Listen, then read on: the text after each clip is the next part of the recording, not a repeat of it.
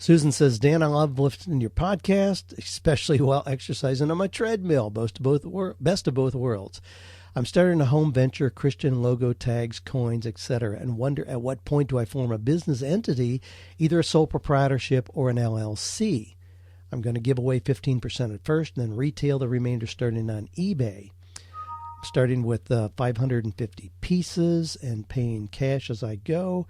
I've been Ramsey-ized. I'll be opening a business checking account at some point, too. Just wanting to get things in order. Looking for your thoughts. Well, here's what you've got to do. And you don't need to form an LLC or a sole proprietorship. Well, you'll be a sole proprietorship. I mean, but there's nothing formal you have to do. If you just start in business, that's really what you're going to be. You don't need to do anything formally. What I recommend is that you do open a separate checking account. And in doing that, a bank may want to see that you have a business license.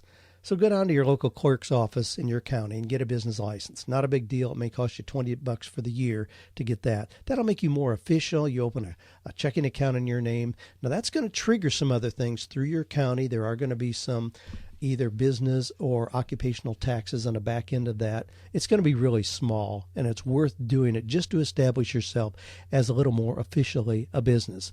But I didn't form a corporate entity. I actually formed an S Corp initially, but I had been in business officially as a coach and even as an author for probably 7 or 8 years before I did that. Up until that point, it was just a sole proprietor.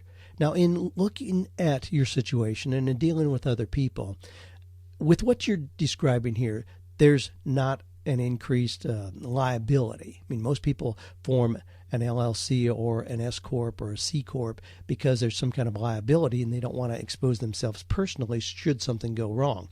When you're selling logo tags and things on the internet, you don't have a lot of liability, so that's not really an issue.